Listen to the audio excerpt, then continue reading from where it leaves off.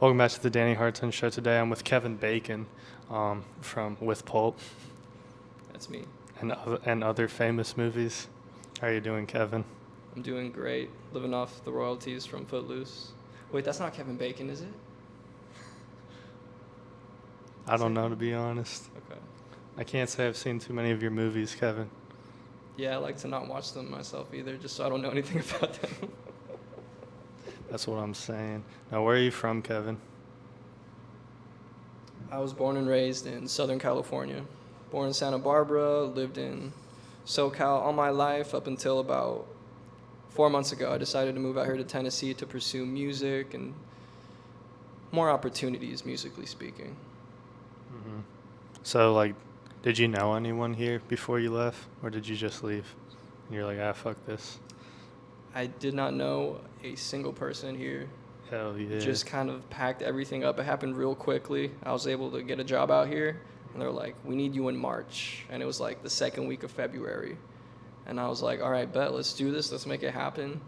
So packed up everything, closed all the loose ends, and I drove here too, which was crazy. We made it in 3 days, and it was an insane journey. Like the first day, I did like 13 or 14 hours straight, which was awful. That night when I went to sleep, it felt like I had a fever. Like my head was hurting, and I woke up and I felt like shit. But I was like, damn, we got like 1,000 more miles to go. So yeah, but we made it here safe and sound. Did you see any cool shit on the way?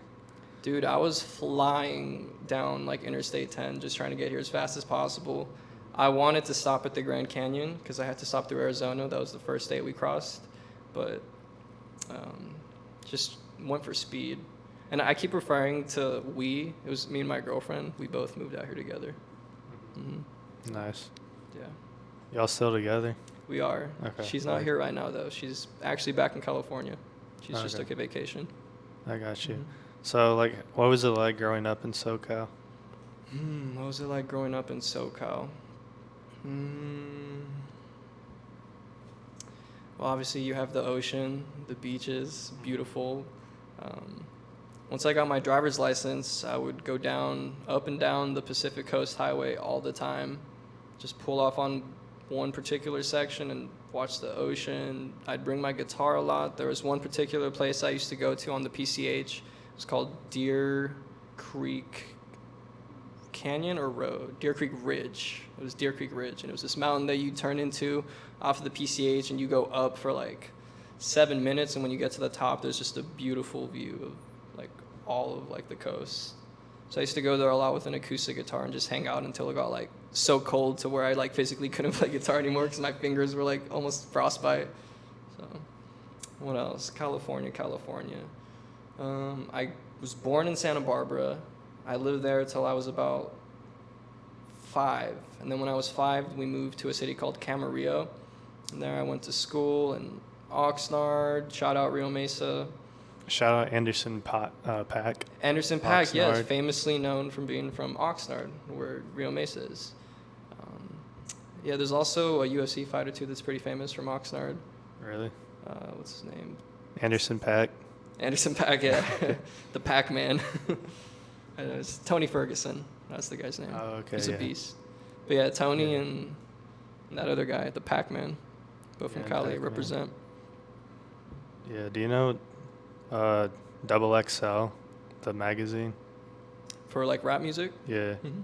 Do you remember Anderson Paak's cipher on there? Oh, dude, I do. Yeah, it was 2015 or 2016. It was he 2016. had Lil Dicky with him too. It was Lil Dicky, and Panda was there too. Yeah, not Panda, Designer. Yeah. Yeah, same thing. I mean, his verse was really funny. Just can I understand the thing he was saying? Yeah, no, Designer just goes yabba dabba doo on the shoe for really 2 minutes straight, and then Anderson Paak gets on there and he's like, my son looks like MJ, but he's Korean or something. Yeah, I feel like in that cipher, Lil Dicky definitely won. He's I feel like best rapper out of that particular group. Lil Dicky comes on after. He's the last one after Paak, and he's just he looks so scared and confused, and he's what happened? Yeah. And then he just freestyles the way Lil Dicky freestyles. Yeah, he's a beast. Yeah. I'd say Lil Dicky had the best verse in that video, but Anderson .Paak is like the best artist in that video. Yeah, like, he's the best musician there, yeah. or designer. That guy, I mean, you know, that music has its place and it serves its purpose. I don't know if anyone really still listens to him now. That he just kind of blew up. Let's check. Then. They probably do. I mean, he probably made generational wealth, so you can't knock on definitely. the guy. You got But he Lil was Dicky. definitely like a one-hit wonder, for sure. Panda. I don't really know what he's up to. He might have like a, I don't know. He just definitely someone that could have like a fringe audience, like small but super dedicated. You know what I'm saying? But it says he has 5 million listeners on Spotify, like monthly listeners. Yeah, that dude's still kicking there. So yeah, he's doing well for himself. yeah, that could just be 5 million people listening to Panda though. It probably is. That's his But best Panda song. has like 1 billion streams. That's crazy. I remember when that song came out. Yeah, everybody was clowning on it, but we were still all listening to it. I think everyone liked the song, but people were clowning on Designer because he was like a walking espresso, basically. That's like how he acted. Yeah. Yeah. I mean, when he talks, it's Yeah. like room temp IQ almost. When he raps too, but hey, that shit goes hard. Yeah. Do you remember? It was also 2016 XXL Freshman. It was Lil Uzi Vert, Lil Yachty, Denzel Curry, Kodak Black, and 21 Savage. Do you remember that video? Yeah, that one was another great cipher. Me and my friends used to watch those ciphers on repeat. Yeah.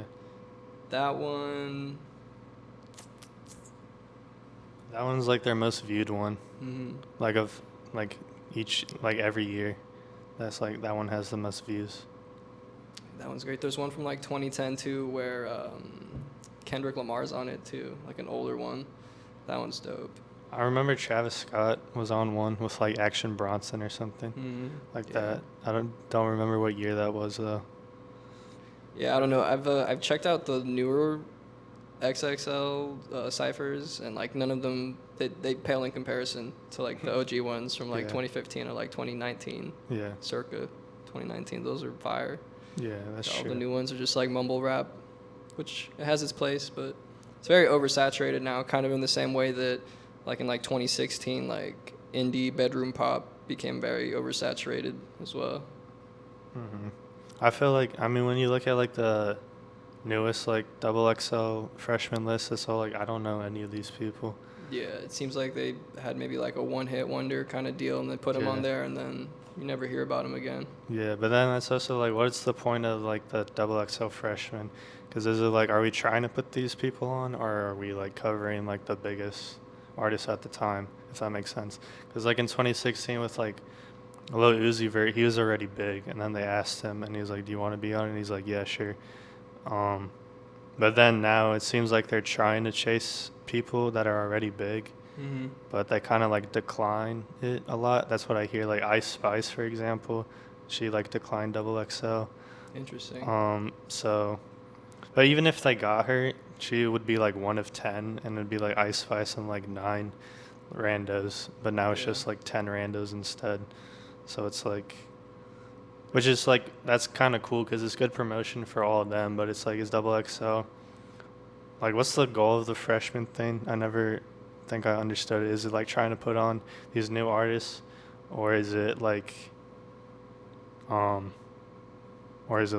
here's the biggest artist? You know what I'm trying to say? I always thought it was about putting a spotlight on like the hottest artist in the moment of the time. Yeah.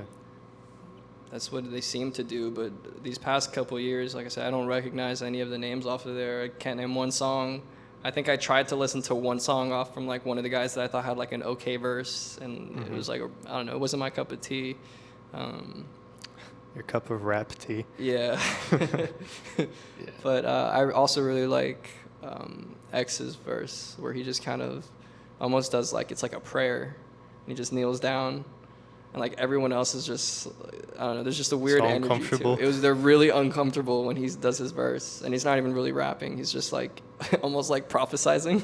It's like spoken word, yeah. Yeah, some spoken That video word. is so strange because it's like Playboy Cardi and two other people I don't remember, and they're all like dancing and like rapping, having a grand old time, and like, you know, like they're dancing like when Playboy Cardi's on the mic, the other two are like dancing in the background, but then like X is like scoping the room, like he's about He's to just like shoot standing it up. there, yeah. Yeah, like he's like not in the spotlight at all, like the literal like spotlights. He's like just standing outside of it, and then like he goes on last, and they cut the beat, and it was like such like a fun beat before, but then like X is like completely like changes the mood, like like trying to summon like a demon at the end, and then everyone's just like everyone's just like looking at the ground like Yeah, he made them really in reverence uncomfortable. basically. Yeah. Honestly, and even though he didn't even rap, I feel like he won because like his, whatever you want to call it, was like the most powerful thing that anyone did in that room. Yeah. And he was also the biggest star in that room too at that point. And Yeah. later on, like out of everybody, I feel like he probably had like the most successful yet short-lived career. So I feel like he probably thought he didn't really need to even be in that room with those people. It was probably kind of insulting for him actually to even be like compared with those guys. I mean, I don't know. I mean, yes and no. I mean, X has a lot of like goofy songs though, like with He does, Ski and that's stuff. true. Like, I could have definitely seen him collaborate with Playboy Cardi at some point if he was still like around today. I could see that. You know what I'm saying? And see like that Playboy happening. Cardi was literally in that room with him. Who else was on that cipher again? I don't remember. I only remember I remember X and Playboy Cardi, and then it was like two other guys, maybe Ugly God. I'm not sure. Yeah, I really the only 2 years I super remember heavy are like 2016 and 2018, and then the one with X was like 2017, and I like remember few like people on it. Like X obviously, Playboy Cardi, Kyle was on it. That the dude from the I Spy song with Little Yachty. I don't remember that. Okay. I think Ugly God was on it. I don't even remember. But I remember 2018 was kind of like the last good one, in my opinion. They had Ski Mask, the Schlump God. They had JID. They had Trippy Red. And then they also had like Little Pump, which is kind of funny looking back on it. But they had like people like that. And also like the Ski Mask and JID cipher, which just those two. That one's so good. Like that one's so good. I'm pretty sure both of them, JID for sure, but I think both of them actually like took those verses and like put it in songs later, like later down the line. Interesting. Yeah, Yeah, rap is which cool. is cool. What rappers do you listen to? Okay, good question. What rappers do I find myself listening to? I obviously like all the OGs, the classics that everybody knows. I really do like Denzel Curry though. Some of his new stuff has been really good. Black Balloons, one of my favorite songs. That whole album. Yeah, that album's amazing. I forget what the album is called, but it has like a blue cover. It's like his newer one. His newest one? Yeah. Yeah, Melt My Eyes, I think is what it's called. Yeah, I forget what it is, but I listened to a couple tracks on that. Chief Keef. Back to Denzel Curry real quick. There's this great video on YouTube with him doing Ultimate, but with like an actual band behind him. It's actually Bad Bad Not Good. Are you familiar with them? That band? Yeah, they did the I'm instrumentals for familiar. Ultimate. That was a cool video. Seeing him perform it live. Wait, is with that the like band. is that when they did Bulls on Parade? They But did they- Bulls on Parade also. Was yeah. that with Bad Bad Not Good I though? think so. I believe Okay, so. I think I remember the videos. Like, yeah, it's like that one YouTube channel where they like, where like an artist covers a song in like a completely different style. Yeah, Yeah. I think I remember that. I think I watched it like when it came out. Mhm. The one with Ultimate. I'm gonna have to go back and listen to that honestly, Dude, it's a because banger. like I remember it being really good, and his Bulls on Parade was also really good. Yeah, And like he did I make like that how he one. adds like one of his own verses like in the middle of the song too. He's a genius, and it's really cool to see Yeah. how he's progressed. Like when you look at like the old tracks that he has on Spotify Yeah. with I forget what the group was called. The group that he was a part of before like he went solo. It was like Raider- Bones or something. Raider Clan. Raider Clan, yeah. Yeah. Bones is one of their songs, I think. Yeah. But yeah, you see his progression from Raider Clan all the way up until like his new stuff, how his flow has changed and evolved, and that's a really beautiful thing. He's definitely one of the guys that's pushing rap forward. For sure. Did you know like he's from like Florida and stuff? And so is X and Ski Mask, and they actually like used to live together. Really? Yeah, for like a little X bit and of time. Ski Mask and Denzel? Yeah, All three of them. yeah, all three of them. Oh, that's interesting. For like I a didn't know brief period of time. Because like, you know, X was like in and out of trouble all the time. that. Yeah. So I think he like stayed with Denzel Curry for like a little bit. But yeah, Interesting. it's pretty cool. You remember when X died? Like do you remember like where you were? Pretty sure I was at school and Yeah. it was like lunchtime and everybody was looking at the video because there's a video of it. Really, honestly disturbing. Mm-hmm. That's the weird thing with social media now, that like you can have access to like that kind of stuff instantly. Yeah. And everyone's just sharing this like video of this like beloved public figure rapper that Yeah. was like dead in his car. Yeah. It's like just trying out lifeless. motorcycles at a motorcycle store or something, right? Yeah, he was just trying to buy a motorcycle Yeah. or something. Rest in peace. Yeah, it was like during the summer of 2018, so I worked at like a summer camp. And so like that happened like in the middle, like around lunchtime, our time, whenever that was. And so like for the rest of the day, like all the staff were just like bummed out for like the rest of that day, which is, yeah, I remember that moment. I think we were even like listening to his music like earlier that day. Like it was kind of weird. Okay, but on to like a lighter topic. Yeah, Uh, that was kind of heavy. Well, it might not be a lighter topic, but I'll let you speak about it. Like, let's talk about your band with Pulp. Just take me through like the origins and the whole story. With Pulp started with me and one of my coworkers from work in Oxnard. He is a jazz musician. He's a great, fantastic drummer. He's been playing since he was a kid in church, doing gigs. Great, great guy. He was in the jazz band at Cal Lutheran University, so he had access to their practice rooms, like the rehearsal halls. So his name is Michael. He's still alive. He's well. Me, Michael, and one of his friends, Dylan, who was rhythm guitar, and one of my friends, also named Michael. There were two Michaels in the band.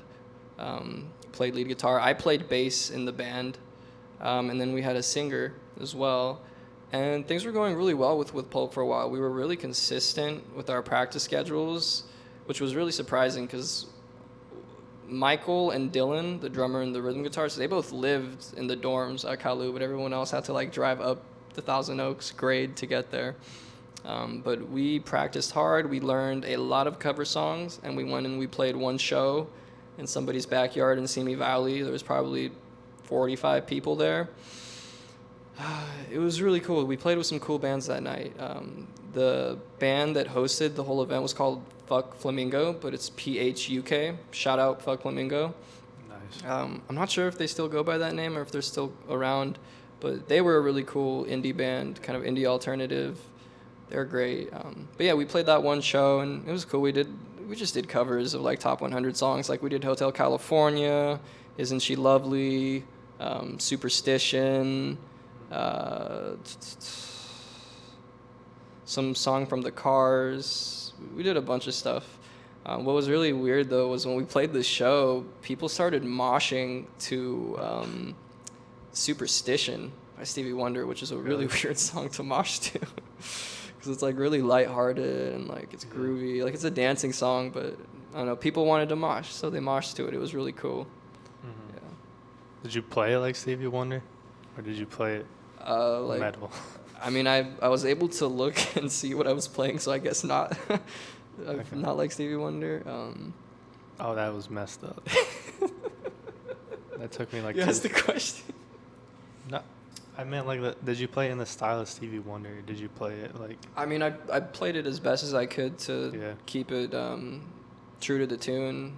I don't know because he played it on the keys. I don't know if he actually played the bass guitar on it or not. I'm not sure, but we didn't really stray too far from what was happening in the songs as far as like improvisation, except for when we did Hotel California. That one, our lead guitarist Michael, really talented guy. He actually is in Spain right now, studying from some classical guitar legend called like Pepe Romero or something. I forget. I just saw it on Instagram. But he was a great lead guitarist, rhythm guitarist. I learned a lot from him. That he's actually probably one of the most influential people on me and how I play guitar. Can I talk about that for a second, a little bit more? Is that cool with you? Like, if we kind of shift topics a little bit. Go ahead. All right, so I started playing guitar when I was 6 years old. My dad was a musician. He had a studio in LA in the 70s. He actually recorded a demo for the Butthole Surfers back then, which back then he said when they would talk about them or play them on the radio, they would just call them the BH Surfers because they couldn't say butthole on the radio.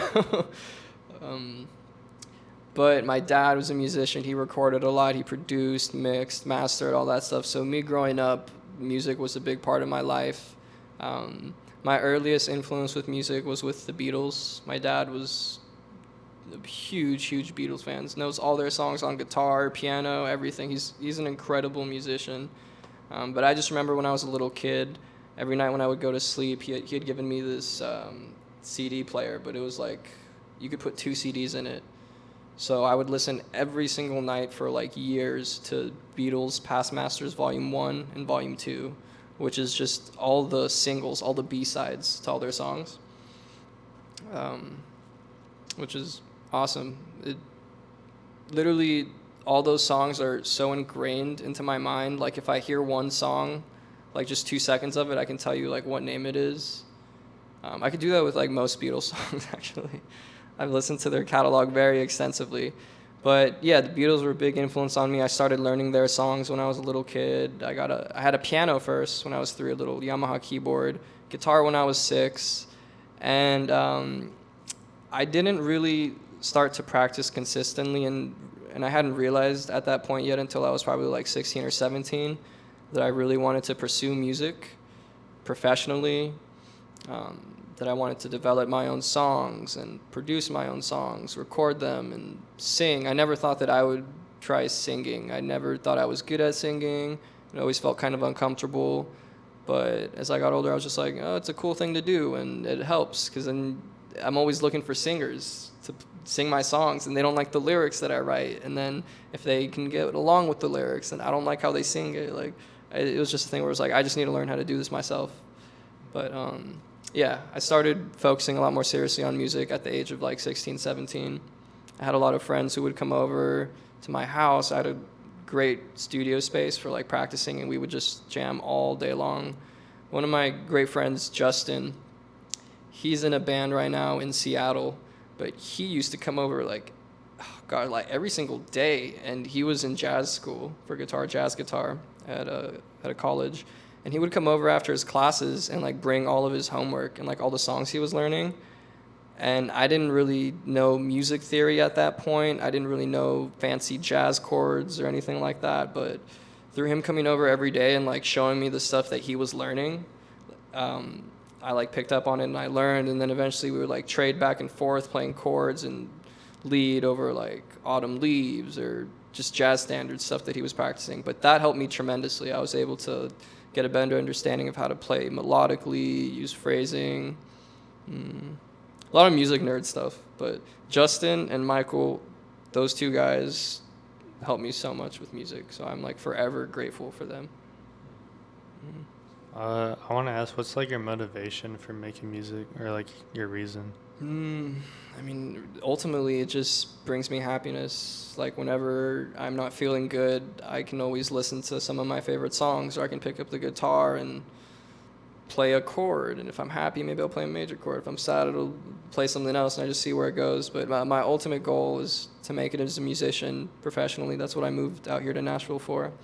And so far, I've been really pleasantly surprised with how many opportunities I've had. For one, I mean, you offered to let me be on the podcast, which thank you, by the way. Thank you for having me on. You're welcome. This is cool. This is my first podcast. Yeah. Thank you for selling me a bass guitar.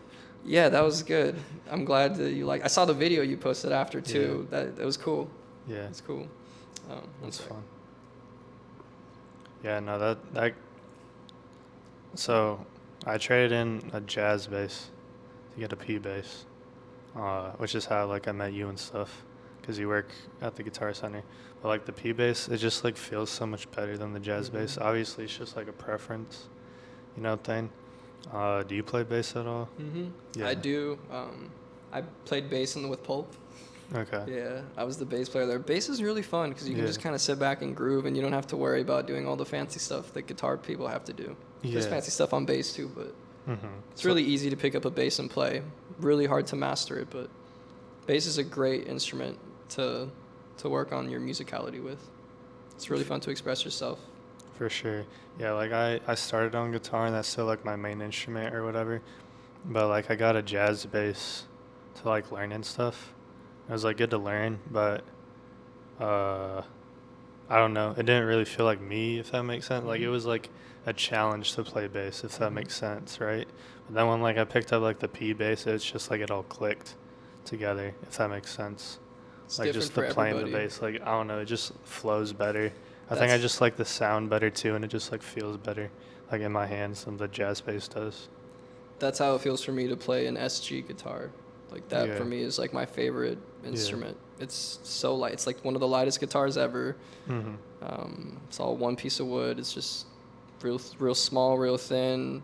It's the guitar that Jimi Hendrix played on, Santana played on, Tony Iommi. Like it's a bitchin' guitar. Yeah, exactly. Yeah, a lot of people are like, what guitar should I get? Should I get like a Les Paul, a Strat, like all this stuff? And it's like, um, obviously they have different sounds and stuff, but it's like you just need to like go into a guitar store and like try all of them. Through like trial and error, you'll like find whatever instrument is like yours. If that makes sense. Yeah, and I mean for people who are like first starting out, it doesn't matter what you get in your hands as long as you Yeah. get something that you can put your hands on and learn. Then you'll learn as you go along like what you like about it and what you don't, and then you can make like a more informed decision about what kind of guitar you want to buy. But the first Yeah. guitar is just I know I always think it's from like a sales point of view, I try to tell people sometimes that like acoustic guitars are better to start with than electric because you get more callus on your fingers, and I always tell people acoustic guitar is like doing your homework and electric guitar is like recess because the strings are so much lighter, there's not as much tension, things are just different. But yeah, Mhm. that's my statement on that. Good side tangent. Let's get back to with Pulp. So like, what happened after the Stevie Wonder concert? We went and all got food together, and it was great. We were really happy. We were like, let's keep doing this. This is really fun. And for probably like 2 more months, we would still go to practice, and we would try writing original music. Like I would bring my ideas, and someone else would bring theirs, and we would all hear each other out. But it never really panned out into anything. There was like maybe 2 songs that we had gotten, I don't know, kind of through developing. But it never really panned out, and then there's some band drama stuff.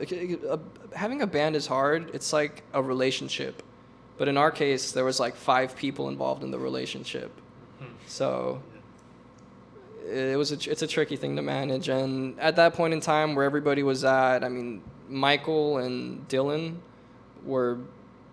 Everybody was busy with something else going on. Everybody was going to school and studying something. This was all something that we were working really hard to make extra time to do to have fun.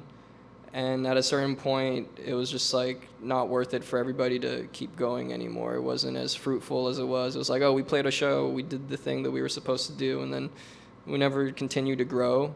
So we all mutually split apart. We're all still friends, and we would still jam with each other, but like the band was no longer a band. But the name with Pulp was something I'd come up with because it's like really stupid, but like, you know, when you go to the store and you get orange juice, it's like no pulp, some pulp, with pulp, most pulp. I like most pulp, but with pulp sounded better to me than most pulp, so that's what I went with. But yeah, I am open to changing. And it's kind of a weird thing now that I'm here in Nashville and we're doing the podcast, because you asked me when we started, you're like, you go by with Pulp, that's your artist name, and that's what I have on SoundCloud, that's what I have on Spotify. So yes, that's what I go by. But it might change in the future. We'll see. Okay. You need to find a good name that fits. Yeah. Okay, so let me ask you this, like in the future, so I just take that with Pulp accounts, like Spotify, SoundCloud, etc. Are you gonna keep those accounts and change the name, or are you, and like keep all the songs on it, or are you gonna like, you know, sort of like lay that to rest, let it exist on the internet, but then like you bring in like a new account with whatever name you go with, and I'll that's like its probably own project. I'll probably use the same account Okay. because everything that I've posted on those accounts, not on SoundCloud, there's some jams that I did with some friends, but the Spotify, the 2 songs that I have posted on Spotify, which are not finished, are not ready, they're not mixed very well, they're not mastered at all. They're just songs that like I was kind of happy with how they sounded, Yeah. and I just really wanted to share it with my friends and people just to show them like, hey, I do music, like look what I've done, you know. So it's kind of like I don't know. It's cool to look back at those 2 songs that are on Spotify that I put on there just to see like where I was at then, with how I could make music and record it and produce it and mix it and stuff compared to now. So I'll keep those on there, just kind of for shits and giggles. But I will be uploading new stuff. I am working on a new album, developing songs. It's just the mixing and the mastering and the producing. I'm doing it all myself here, in my apartment. And it can be a lot. Like it really is a lot trying to do everything. There's so much to learn, and every day I learn something new, and every day I realize that I've been doing like a couple other things wrong and I have to fix it. But it's a journey. That's just part of it. But that's what I want to do. So that's what I'm doing. Word. What can we expect from the album, like sound wise? Sound wise, I got. What can you expect from the album sound wise? If I had to, well, you have to give a genre when you post the stuff on like, I use DistroKid, so they ask you to like specify what genre is it. So I guess I would put it under like indie alternative. So there's some songs where they're a little bit heavier, other ones are a little bit more groovy. It's like, it's a vibe kind of thing. Like you heard Snow Surf is what it's called on SoundCloud. Yeah, that one's really good. Yeah, I think it's like Untitled 2 on Spotify. I don't know why I didn't put them I think I posted the Spotify one first, and then I was like, oh, I should put this on SoundCloud too. Yeah. Well, I listened to the Spotify first, and then I listened like everything on SoundCloud So last night. So you saw everything kind of sounds a little bit different. Like it doesn't all sound the same. Yeah. So that's something that I need to figure out, like what I want the sound to be, because a lot of the stuff I come up with sounds drastically different from one another. But I'm doing a good job with this new album that I'm working on. I'm trying to get everything to flow and fit together. Gotcha. Are you gonna like sing on it, or is it just gonna be instrumental? No, I'm gonna be singing. Yeah, that's for me. That's the hard part. It's like Yeah. writing lyrics that I can stand behind, because they always come out like corny about like love or about a girl or something, you know, like. But there's something about like that corniness that prevails in music. Like if you listen to a lot of hit songs, they sound great from like the 80s or the 70s, and then you really listen to the lyrics and it's just somebody singing about a girl and how they feel and their emotions. So yeah, my lyrics usually end up being like in that realm. I did try exploring a little bit of a darker theme with one of my newer songs. Kind of like a message about like what's going on in the world right now, how I feel about it, but like music wise, and the lyrics kind of show that. So that'll be on the album. There's some parts that are a little bit heavier than others, almost like metal-ish, because like I'm really inspired by Avenged Sevenfold. I'm actually going to see them when they come to Nashville on October 2nd, which is going to be dope. I also really love their new album, Life is But a Dream. I'm going to buy a record player just so I can buy the vinyl just to listen to it on vinyl, because I really love that album. It's a masterpiece. If you haven't listened to it yet, I would recommend it. It's very different from what you would expect from Avenged Sevenfold. They really explored a lot of new sounds. There's even like one song on there that sounds like progressive, like Rush almost. I could talk for a long time about that album. I really love it. Everybody should listen to it. What was the question again? I kind of got off track. What can we expect from the album? What can you expect from the album? Every song is going to be a vibe. It'll be something that you could throw on and just vibe out to. Yeah. Yeah. Word. Late night vibe. late night vibe, sunny day vibe. I'm from California, so it's like beach, West Coast vibes too, for sure. A lot of people that like my coworkers, I've shared some of the stuff I'm working on with them, and they're all like, "Dude, you're so West Coast. Like this sounds like Chili Peppers." Yeah. Like that kind of stuff. So that's something that people tell me a lot. So that kind of answers that question. Yeah, it'll be West Coast.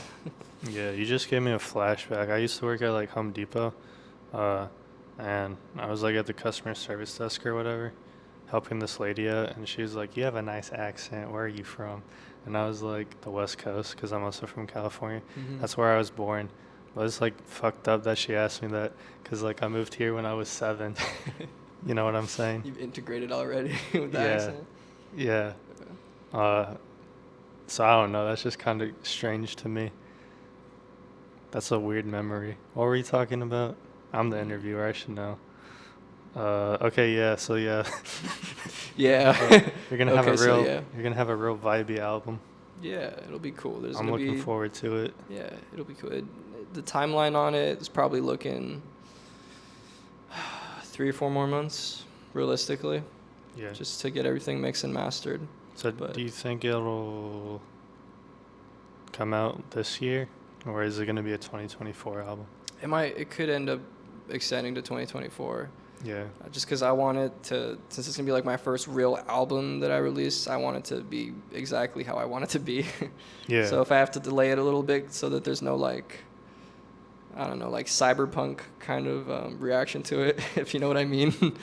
Oh, like yeah. Yeah, I know like what you mean. overhyped and then Like, bro, why didn't you patch in the bass yeah, properly? for real. Yeah, I get you. Yeah, it should just be your name. Next, like you should just have like the album cover should just be like a campaign poster, where it's just your name and it says 2024 on it. Might as well just put in my bid for the election. Yeah, I'd vote for you. Thank you. Yeah. I don't think I'd be too bad of a president. I'd just be like shredding licks in like the Oval Office all day long. Can I be your vice president? Yeah, dude, we could like. I wouldn't do anything. I mean, wouldn't vice ask you to presidents do don't do anything. anything. Yeah, vice presidents don't do anything. They're Yeah. just there unless you get assassinated. Exactly. Yeah, just backup president. Yeah, backup president. I'll leave you like a list of like things to do if like they cut me off and you need to take over. Mhm. So it'll be fine. Mhm. Okay, actually, I want to ask you what how do you record? Like, do you have a DAW? So I record everything using Ableton. Hmm. And I have a Behringer UMC 404 interface. Can plug 4 things in, send 4 things out. I would like to upgrade to some of the universal audio stuff, like the Apollos. If we're talking about gear, that really is like the king of the interface, the Apollos. But they're expensive. They're really expensive. So I'm making the best of what I have with my gear right now. Just trying to make it work. So far it is. Gotcha. Who are like some dream collaborations of yours? Like, you know, whether it's like underground or mainstream. Like, Interesting. who are those people for you? Collaborations. Oh, that's a good question.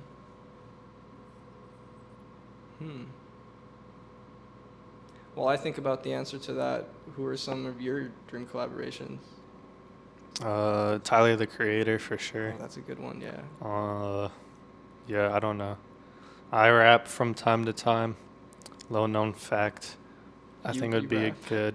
a good challenge to you know, go back and forth with that man, like with some bars. I think that'd be a fun like experience for sure. Also, honestly, Tame Impala, I don't really care if I like work with him, but I just want to like shadow him for a day and see how the fuck his brain works Yeah. and like how he makes all that music. I think that would be insane. Just like, you know, Yeah, he's a genius. just to like see what I can like soak up from him, you know, like with his Definitely a lot. process. I guess if I had to pick someone, I would like to work with Rick Rubin. I'm a big fan of Rick Rubin and all the things that he does. I have his book, Yeah. which is a great read. Rick Rubin would be cool to work with. Like Pharrell is like a producer. Kanye, dude, I would collaborate with Kanye. I don't care what anybody says. He's a legend. He's the GOAT. Can't cancel him. I don't know. Honestly, I've never really put a lot of thought into that question. Yeah. That's a great question. Let me shout out some indie artists, just like that I want to work with. These are all people who have been on the show. So if you're interested in any of these people, go check out their episodes. But Atticus and Cole Joseph, they're like two hyperpop artists from Franklin. They're really good. Cole Joseph, I feel like I say this on like every fucking episode, but Cole Joseph, he put out an album called Maybe Life this year. It's like the best thing I've heard this year, whether it's from an underground artist or a mainstream artist. It's like my favorite. It's like my album of the year, basically. Interesting. Because he tackles so many different genres on that album. Like the first song is like a 4 on the floor dance song. The second song is like an experimental rock song. The third song is like a trap song. The fourth song is like a hyper pop R&B ballad. Like it makes no sense, but it sounds like beautiful. What is hyperpop? Is that like 100 gex? Like. Yeah. Okay. Yeah, it is like 100 gex. Atticus, who I also named, that's like his favorite artist. But yeah, I'd love to work with both those guys because they work closely, like they're best friends. So I'd love to work with those guys. And then also Candy Lake, he's like a rapper from the borough, and he's like part of a collective called Bad Weather. It was started by another Nashville rapper called EJ the Maker. But Candy, his like, Bad Weather's great, but like Candy's like personal music, like his solo music is like really, really good. It's just like really incredible. I mean, his like production choices are really good. I don't think he said he doesn't produce them, so he works with a couple different producers, but also just like his like lyrics and like the way he like flows on tracks. It's very like, I don't know, you just have to, I don't know, he's just really good at it. That's all. So I like to work with Candy Lake as well. I'm gonna need to check out all of these artists that you're naming because these are all new names, but these are all local artists that have like been on your podcast. Yeah, check these guys out. See what's going on here in town. For sure, man. I did go. It was like 2 weeks ago now to see this house show. I saw, what are they called? Planet Yucks. They're really cool. Calling the Cops. Yeah, they were great. Candy's worked with their guitar player, or one of their guitar players actually. So they're familiar. From Calling the Cops? No, from Yucks. Oh, okay. Yeah. That's cool. What was the other band you said? Calling the Cops, Yucks, and then there were a couple other bands there, but I can't recall. But it was at the Eye. Have you been there before? No. Okay. There's like a cool like DIY venue in someone's garage, but I think it got shut down after that show. I remember after we had left the show, the next day or something, I saw on Instagram that venue is like no longer operating. I guess the cops pulled up and shut it down, which they had done a lot of shows at the venue before, and it hadn't happened from what I heard. So that's kind of a bummer. It was a really cool place. So someone called the cops on calling the cops. Yeah, they did. That's crazy. Yeah, that is wild. Actually, who would you play like locally, like a show with? Who would be on the bill? Let's say you're headlining, hypothetically. I'm headlining hypothetically, like at the Basement or something? Yeah. Or, yeah, sure. And it has to be like a local artist or whatever? Yeah, like local artist bands. Who are like the two openers? Well, since I'm new in town and I've been getting settled in here and just really working all the time, I haven't gotten the chance to really go out and see all of the local bands yet. Like, I haven't been to the Basement yet. I haven't been to Basement East or whatever. There's a lot of places I haven't been. I've done the touristy things, like go to Broadway and like check out all the covers, which is cool. It's kind of nice to be like fucked up and like wasted at like Kid Rock's bar at like 1 a.m. and you just watch some dude like shred Freebird. Like that was pretty cool. But I guess from what I've seen so far, the Yucks, I really like their music. I know they just got back from a tour that they did in Nashville, but their music was really cool. Calling the Cops also really dug their set. They were the two ones like I really paid the most attention to that show. And they're the only bands that I've really seen locally that are like local indie bands. So those are the ones I would pick. Word. So you haven't like played a show in town yet, right? I played the Downtown Franklin Festival like a month or two ago. It was with one of my coworkers who had like a whole set list prepared already. So he sent it to me, and I learned a lot of the songs. And there were 3 stages that they had. There was like the main stage, which is like if you're in downtown Franklin, that's the one that's like in the big town square. And there was some other one somewhere else. We weren't even on the stage. We were just standing on the street, and it was called like Busker's Corner or whatever. It was cool though. There were lots of people walking by all day long. You know, sometimes they stop and watch. At one point, we had a group of like maybe like 15 or 20, and there was like a bunch of little kids there, and we started playing Twinkle Twinkle Little Star, and they went crazy for it. Nice. But yeah, that's where I played so far here in town. It's Downtown Franklin Festival. Okay. Is performing live, is that like a priority for you currently, or do you think you're just gonna like play more like, you know, once the album's out? Playing live definitely is a huge priority. I need to just have all my songs ready first. And, you know, when I'm ready to start going playing live, I want to have them released so people can listen to it and be like, oh, I like that. I want to listen to that. And then, like, go and find it online. But that is the way I see things, like, that's the best way to build a community and meet people is, like, go and play your shows live and foster your culture naturally instead of, like, I don't know, getting your songs on a Spotify playlist or whatever. I feel like that's the way to do it naturally, by going and meeting people and getting into the scene and making friends. So that's something I do plan on doing eventually. For sure. Don't underrate those Spotify playlists, though. They can definitely be helpful. Definitely can. You definitely need to, like, this is for the people watching. When you put a song on Spotify, you just got to, like, pitch it to the right playlist, really, because, like, I don't know. If you're going to pitch it to, like, every single playlist that's out there, I mean, Spotify can see that you've done that, and then they're going to be like, oh, this dickhead. Yeah, they won't give you the juice for the algorithm. Yeah, but if you selectively pick, they might give you the juice. But it's definitely important to also let the juice be loose. But it's definitely important to, like, So stupid. It's definitely important to build your fan base, like, locally. Yeah, naturally. Talk to, like, local artists. And playing that, sure. meet local artists, play with local artists, collaborate. Yes, sir. All right. What are your hobbies other than music? Other than music, let's see. What do I like doing? Are you a big gamer? Yeah, I play video games. What are you laughing for? Get out of here. So weird. Yeah. So aside from music, I'm also focusing on learning programming and IT stuff. So like learning how networks work, programming languages, stuff like that. So I spend a lot of time on the computer when I'm not doing music stuff on the computer. Sometimes I play like Halo with my brother or something. Yeah.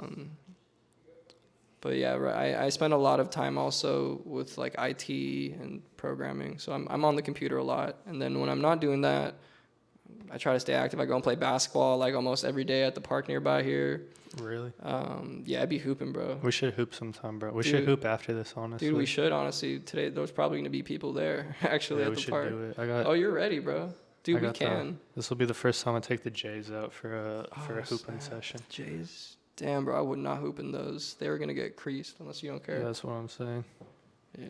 Yeah, I might have to borrow. Okay, yeah, we'll talk about that. We'll talk about that after. But we should definitely. I'd lend you a pair if I had anything more than one pair of shoes. We should definitely play basketball. Yeah, there's a park like 3-4 minute drive from here that a couple people go to. We run fives a lot, which is really cool. But yeah, let's see what else. I love cooking, dude. I love making food. I'm weird. Like I'm just like I play guitar and then. You're on your old man shit. Yeah. I'm just on my grind, bro. Like I'll be playing music, studying, and then I get hungry, so I like go cook something up real quick and get back to one thing or the other. Yeah, you know, like nature and shit. I like the same shit that everybody else likes, really. Yeah. Do you like camping? You've ever been camping before? I have been camping a couple times, but not as much as I'd like to. And I definitely want to go camping out here. One of the things that I was looking at before I moved here actually was how many great camping places there are and how many like known waterfall locations are nearby, like Nashville and just all throughout Tennessee. So I definitely plan on getting out into the nature soon. Word, man. Yeah. Yeah, we should also go camping sometime. Because, like, I was in Boy Scouts. Okay. So I have a lot of, like... You can, like, tie knots? Yeah, I can tie That's cool. some knots. You can, like, tell me, like, which, like, plants to avoid, which ones are going to, like, be bad, like poison ivy or whatever. I mean, you could just look that up. I mean, I could, but, like, you're in the Boy Scouts. Like, you have your Yeah, badges, right? Yeah, Did you get all your badges? Yeah, I got Eagle Scout. That's, like, the highest rank. Oh, shit. So you're, like, a black belt in the Boy Scouts? Yeah, basically. That's what's up. Yeah. No, but you could just look up poison ivy. It's like 3 leaves with a thumb thing. Oh. Now I know. I was a Cub Scout. You were? I was too young to be in the Boy Scouts. They had like a Cub Scout thing in my school. But all I ever remember from Cub Scouts was just like after school one day we had to stay and they like, oh yeah, we had to go and buy those little knives and then we like carved like stuff out of like soap bars. It was, Oh, yeah. yeah, I don't know what the purpose of it was. I guess learning how to use the knife maybe. Yeah, I remember that. That shit was ass. Yeah. Are you a big movie guy? Do you like movies? Oh yeah, I love movies. I actually just saw Oppenheimer at in IMAX 70 millimeter. Yeah. It was weird, you know. I think it was my first 70 millimeter IMAX movie that I've like seen like in an actual theater where they have, you know, they scanned it and everything. And at first, I thought the movie looked like shit. Really? I thought it looked awful. I was like, damn, I should have paid less money and just seen it on a regular screen. Yeah. Well, I think it only isn't like the actual bomb scene. That's like what is worth seeing in IMAX in terms of just IMAX specifically is like. What I was like when I first saw it, my eyes just weren't used to it. Like seeing the film, it looked grainy and it looked different. But as it went on, I really started to enjoy it. There were some scenes where like the colors just look totally different compared to when you watch it on a regular screen versus the film. Yeah. And this been like laser scanned and projected. But the bomb scene was.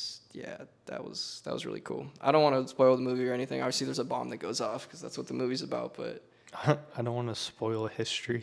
Yeah, great movie though. If you have the chance to see it in 70 millimeter, do it. It's worth it. The screen is like 6 stories tall.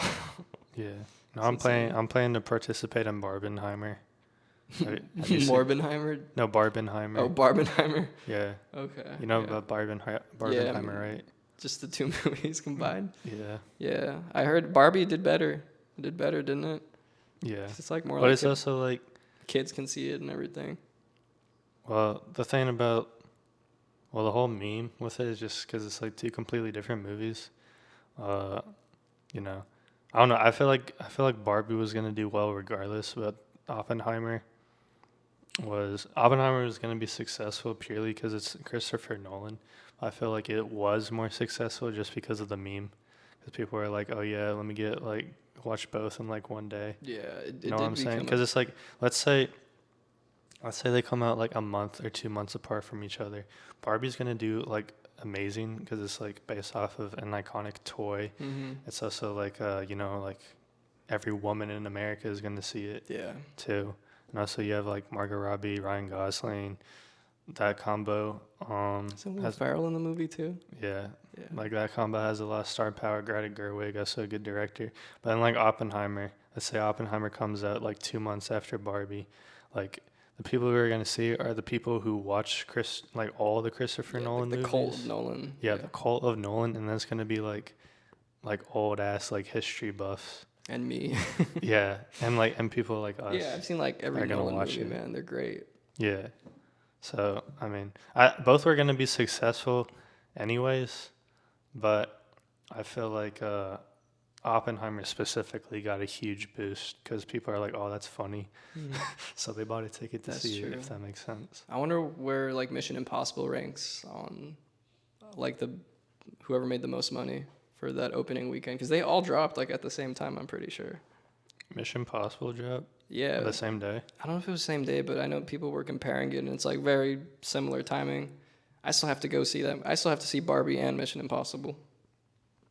There was like another movie that came out like before all of them that people were seeing. Indiana Jones. Oh yeah, I don't care about that. Yeah, I don't know. So they're just milking it again. It's like Star Wars, but just milking Indiana Jones this time. Yeah.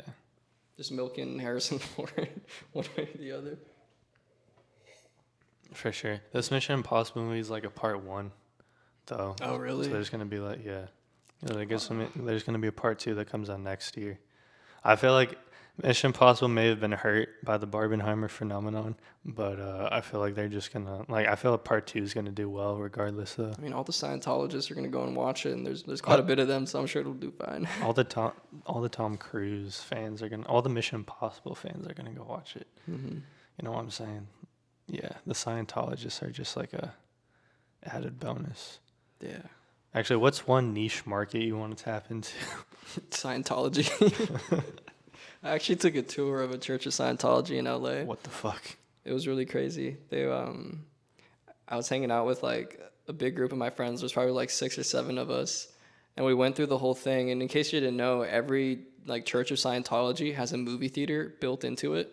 Oh, that's sick. Yeah, and they put you in the theater and they play videos.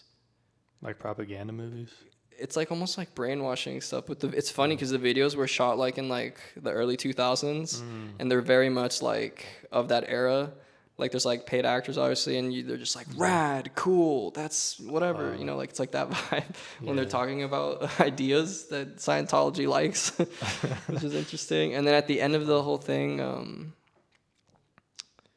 they try to sell you some books and try to get you to join the church. And it was really funny because a couple of my friends actually started buying books. Maybe we say that so that brainwashing worked. They got in the movie theater. Or did they theater. buy it ironically?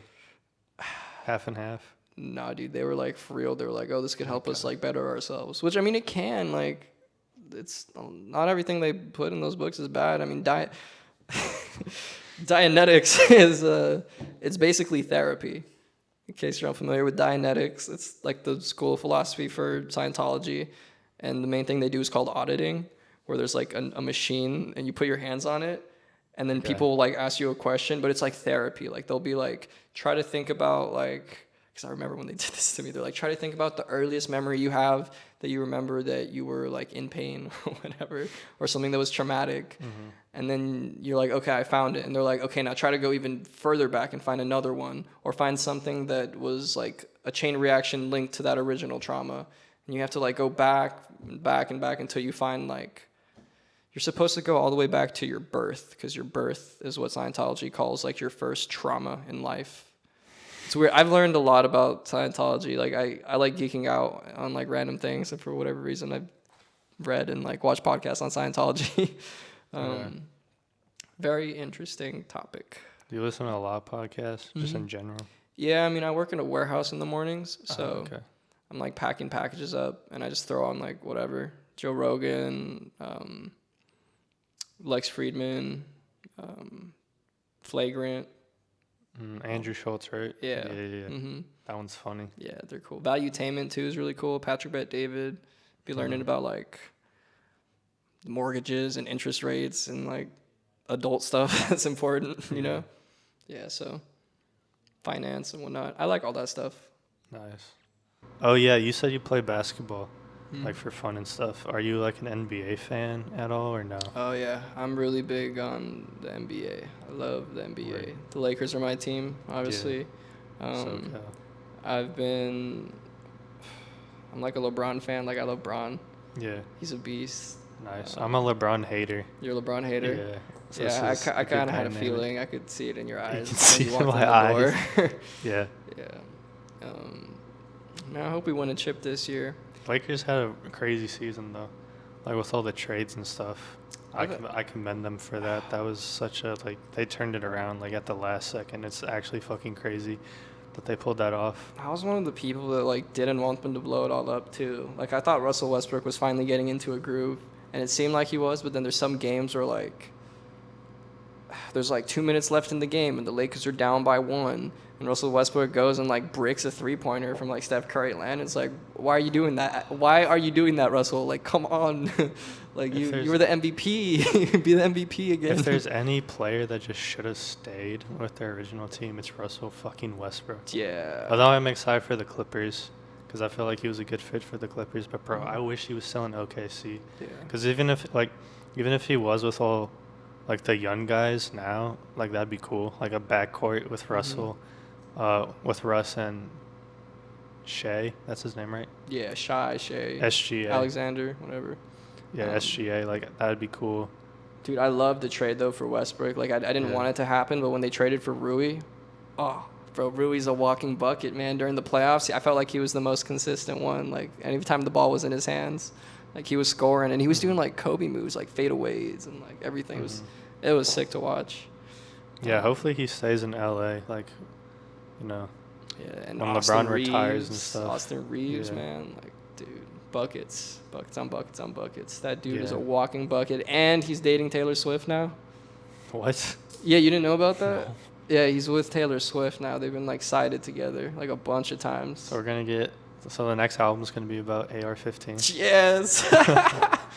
It will be, man. That's Hopefully crazy. I mean, if they break up, we'll get a really good Taylor album, or we'll get a really good like revenge, like Austin Reeves season, like fueled by like Yeah. relationship demise or whatever. I don't know. Like, He's a fuck, beast either I need way. a ring. Yeah. I need a ring. Yeah. I couldn't give her a He ring. couldn't give her. Oh, that's funny. I can give myself one. Yeah. Yeah, I mean, I'm not a big Laker guy either, but I definitely want to see like Austin Reeves and Rui like get into the All-Star game at some point. Hopefully in LA, because I think that's a good fit for both of them. If it is in LA, they probably will pick them. Although they'll pick AD, not Rui. Yeah. That's the thing. But they can. Well, I'm just how saying, many, like the new guard. The thing about the Lakers is like they will never blow it up, ever, because the Lakers, they're like the, one of the most storied franchises, and they're such like a revered team. They probably have the biggest fan base out of any team. I mean, California has such a huge population. but, Like it's a huge market. Like the Celtics, the Lakers and Celtics, purely championship-wise, history-wise, they're equals. But the Celtics were willing to like blow it up multiple times, build themselves back up. The Lakers are unwilling to do that. Yeah. If they're bad, they're like, okay, trade 5 players for a superstar, or like sign a superstar, stuff like that. But the Lakers are also really good at signing role players and getting like the right pieces around someone. It's just that like the Lakers can never be like without a superstar, if that makes sense. So like I would love for like Austin Reeves or Rui to like become that superstar. Yeah. But they're probably, but more than likely, like even if they keep both those guys, they're definitely still gonna like get another like superstar somewhere. Yeah, you know what I'm saying? I hope they don't trade them, but I mean they traded Alex Caruso and he was doing amazing. Yeah, but he's not a superstar. I'm talking about like I'm saying the Lakers like never trading their allow young stars themselves. for a superstar. They never allow themselves to not have a superstar.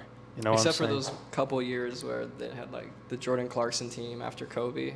Yeah, With, the like, all those like unknowns that like were out of the league really quick. the like Twilight era. Yeah. Like between Kobe and LeBron, basically. Yeah, that was just like the time in between when they had like contracts. There's like one guy in specific, like Luol Deng or something, who had a crazy contract with the Lakers and like barely played for him. But then they traded like all their young guys, like their good players. Yeah. Good young players like Lonzo Ball. But he's Julius Randle. Julius Randle. Randle's like a multi-all-star. They traded him for AD. I mean, they got a championship though, so it's worth it. yeah, it worked out all right, even though it was the Yeah. Mickey Mouse bubble championship ring. Yeah. Also, they traded Brandon Ingram. That guy's still in New Orleans.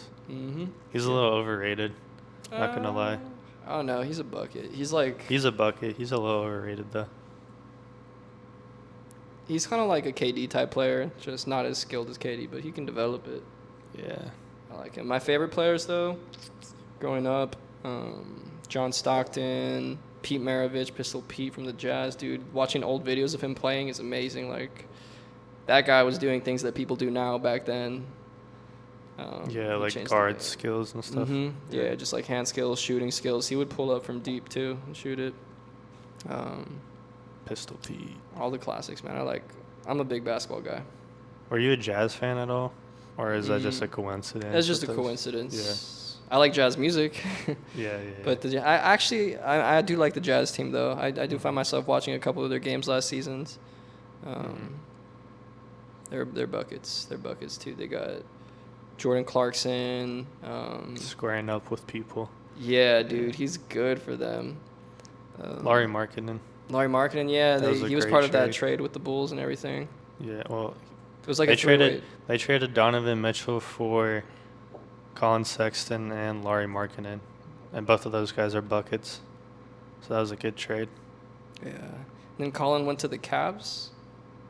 Or did Sorry, he I should have clarified that. They traded Donovan to the Cavs for Laurie and Colin Sexton. They were going to the Jazz, yeah. Yeah. Yeah, Sexton's a bucket, too. I remember there's one game when he was playing. Did he play for Alabama? Or was it for another school? There's one college game where it's like Colin Sexton and like all of his teammates, except for like two guys, like fouled out of the game. And they were like playing like 3-on-5 or 2-on-5 or something. What? And they still won, I think. I might be getting the story wrong, but there's a video of Colin Sexton playing basketball, and he's got like two teammates versus like 5 in college, and they still won. I think. That's absurd. My memory serves me. I remember watching that game and I was like, oh, this guy's going to be good. Like, this is a good game for him, for the NBA to like see this. That's crazy. Yeah. The West is such a good. I think the West is the better conference at this point in time, just in terms of like talent. It always has been, really. Yeah, I feel like it was the East for like the last few years, but I definitely think it's the West now because of all the trades. Like I know. I mean, like that Laurie trade. Also, like KD and Kyrie are both in the West now. Yeah. Shea became a fucking All NBA player just out of the blue. The Grizzlies are only getting better. I wonder if Dylan Brooks has signed a contract yet. Yeah, he did. He signed it with Houston. Houston. Oh, Yeah. Okay. That'll be an interesting fit. Yeah, also Houston's they got some- signed Fred VanVleet from the Raptors. Houston? Yeah. Oh, that's a good pickup. Yeah. I don't know how that's going to work, though. They have a lot of small guards. I feel like that's why they signed. Well, he signed because he could get the most money in Houston, but I feel like, like their front office is like 40 chess game. With that pickup is like, okay, we have like 4 to 6 talented young guards. We cannot keep all of them. So Fred is going to be the starting point guard, and you want to stay with the Rockets and like get like a massive contract down the line. Like you need to perform. You know what I'm saying? Because they got Jalen Green. Point. They got Jalen Green, Michael Porter Jr. as well. No, Kevin Porter Jr. Yeah. Kevin Porter Jr. is his name. And they also just drafted Amen Thompson as well. He's also a point guard. So they have like all these guards, that can play the 1 or the 2. So having Fred there is good because 1, he's a veteran, and also 2, if he's the starter, that's gonna like, basically make all these like young guards compete with each other. So then the team is gonna be like, we're gonna reward you, you're staying, and then these guys are getting traded or they're gonna have to go sign with someone else because they're not valuable to our team anymore. You know what I'm saying? Yeah, this NBA season is gonna be really interesting too because the tournament they're doing, the in-season tournament, it seems like they're trying to do like the FIFA kind of thing with like all the different cups that you can win. Which is kind of interesting. I honestly like the idea. Like it'll make teams work a little bit harder in the season instead of just like load managing and slowing down just to make it to the end of the year. They just need to shorten the season to like 58 games because you would play like every team twice. Yeah, that seems pretty fair. Which I think would be good. Also, the games, like, they're not going to do it because they're going to lose revenue. But also, you're going to get more people in the seats for every game. That's true. You know what I'm saying? Because it's like, let's take like Lakers-Warriors, for example, right? They play each other 4 times a year. But if you were to shorten the season to 58 games, and it's like the Warriors play the Lakers in LA once.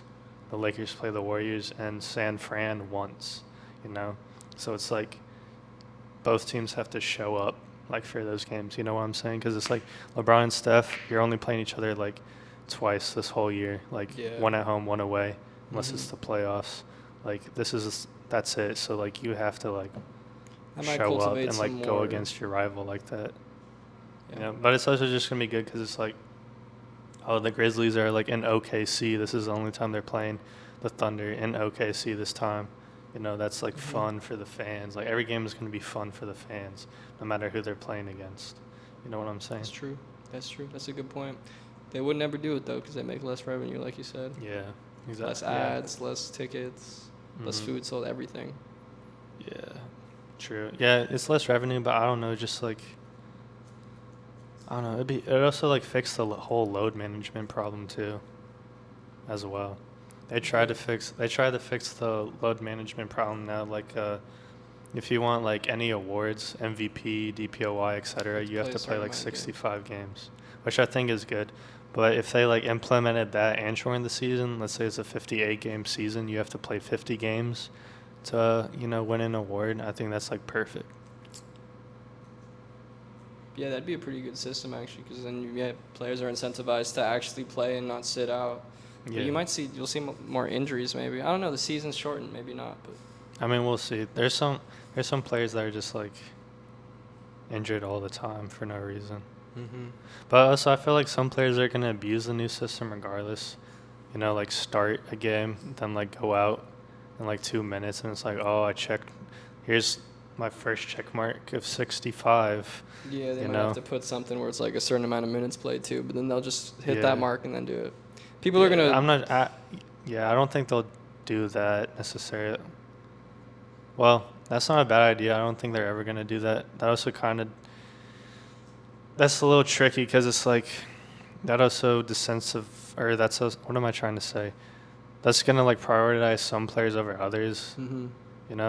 Like let's say the Bucks are going up against the Rockets. There's no reason for Giannis to play 40 minutes. You should play like, one of their backup forwards. Yeah. So he actually gets like some mileage. Mm-hmm. Some experience under his belt. But if you're going up against the Sixers, then it's like Giannis is probably going to play, at least 40 minutes anyways. That's true. He's the only dude that's taller than Embiid on the court. Yeah. How tall is Embiid? Is he like 7 feet? I think he's like, probably, yeah. Yeah. It's a big boy. So that was Kevin from With Pulp. I'll leave all his like social medias down in the description, so you should give him a follow, listen to his music. We're looking forward to the new album, Kevin, whenever that comes out.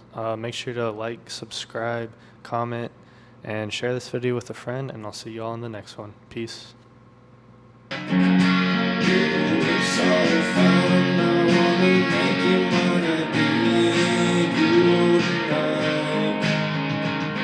The sun, the stars, and the moon don't shine as bright as you do in the dark. Oh, you look so fine, I wanna make you mine, I need you tonight. The sun, the stars, and the moon don't shine as bright as you do.